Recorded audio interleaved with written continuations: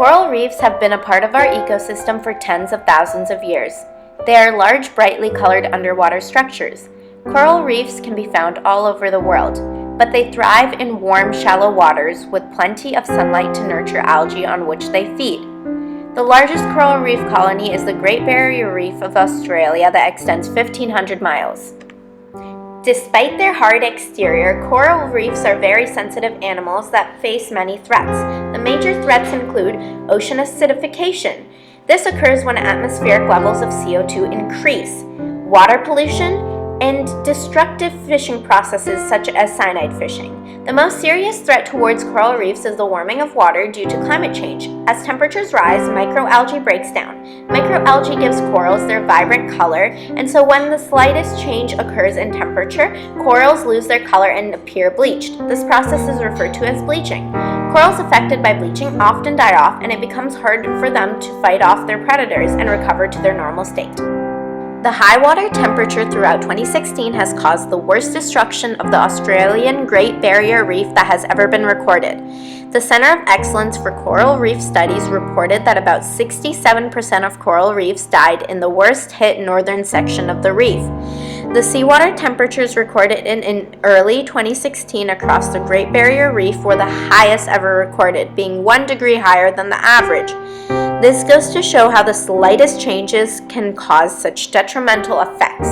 It is important to keep in mind that bleaching used to be an extremely rare process, that is until 1979. After that year, the phenomena of mass bleaching was seen for the very first time. Many experts say that the leading cause of mass bleaching is the continuous rise of global temperature.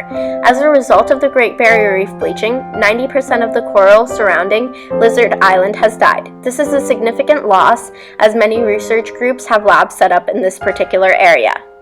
Although coral reefs cover less than 1% of the ocean's floor, they are a very important part of our aquatic ecosystem. In fact, about 25% of all known marine species rely on reefs for food, shelter, and breeding. Therefore, the destruction of coral reefs can cause a huge impact within our ecosystems. The destruction of coral reefs not only affects aquatic life, but us humans as well. It is estimated that $30 billion USD is provided by corals annually. Following the destruction of coral reefs, about 500 million people around the world would lose their vital resources. In 2012, tourism of the Great Barrier Reef generated about $5.7 billion for the economy and created 69,000 jobs. Corals also foster medical advances.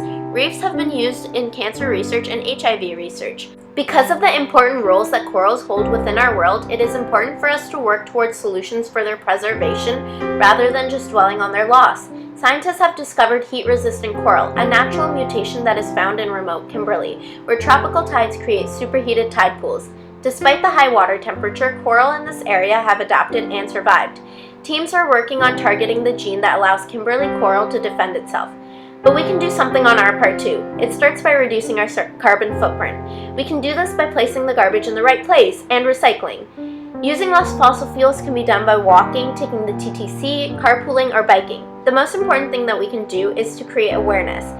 Without awareness, there is no way to move forward.